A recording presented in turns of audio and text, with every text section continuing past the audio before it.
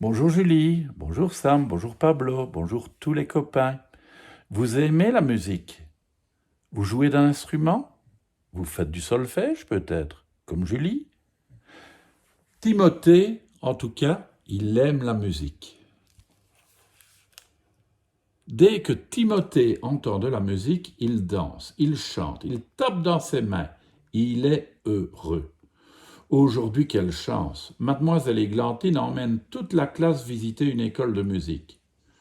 On va drôlement s'amuser, s'écrie Maxou, qui adore jouer du xylophone. Il paraît que vous aimez la musique, dit Claudio, le professeur, en les accueillant. Est-ce que vous pourriez me citer quelques noms de grands musiciens? Tout le monde se regarde. Lila se lance. Vivaldi, Mozart, Miles Davis, renchérit Timothée. Bravo, je vois que nous avons un amateur de jazz et de trompette, félicite le professeur.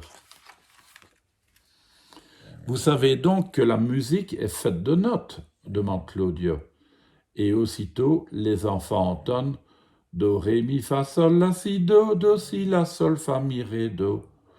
Do, ré, mi, fa, sol, la, si, do, gratte-moi la puce que j'ai dans le dos, poursuit Maxou. Super, Maxou, dit Claudio, c'est une chouette manière de mémoriser les notes.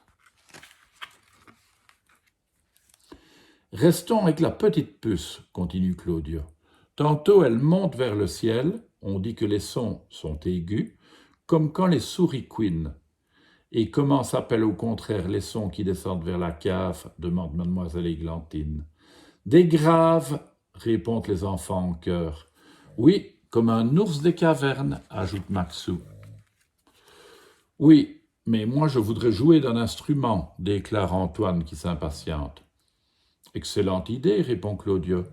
Tu veux jouer d'un instrument à vent comme la flûte, ou plutôt d'un instrument à cordes comme la guitare, ou encore d'un instrument à percussion comme le tambour? Il y a tant d'instruments à découvrir dans la classe. Trompette, saxophone, violon, harpe. Timothée essaye de jouer de la trompette, mais c'est sacrément difficile. Ne souffle pas comme si tu voulais éteindre des bougies, lui explique Claudio. Garde tes lèvres serrées. Voilà, comme ça. Lila s'essaye au piano.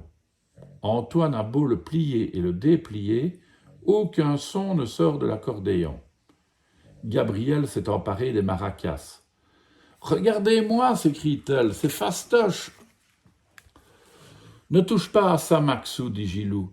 Tu vois bien que ce n'est pas un instrument de musique, mais un coquillage. Eh bien, Gilou se trompe. Maxou a trouvé un coquillage dont les Polynésiens se servent comme d'un instrument à vent.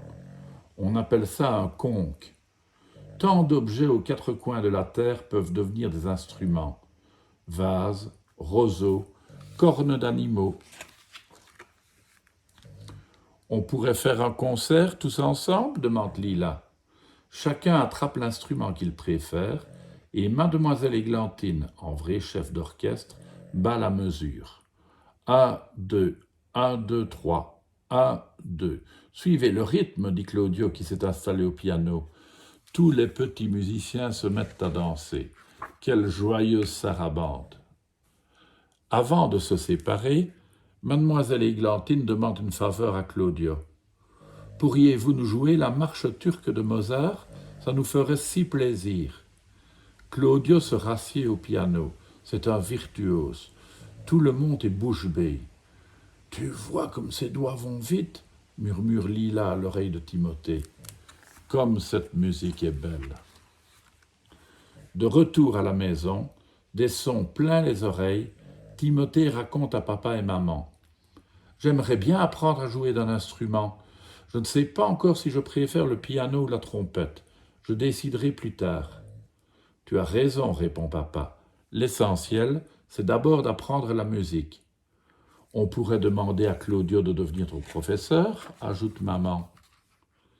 Et toute la nuit, piano, hautbois, trompette, clarinette, guitare et tous les instruments de la terre jouent pour Timothée la plus douce des berceuses. Quoi de plus beau que la musique pour enchanter la vie? Eh oui, c'est chouette la musique. Il y a Plein de musiques différentes. À vous de trouver celle que vous aimez. À demain les enfants.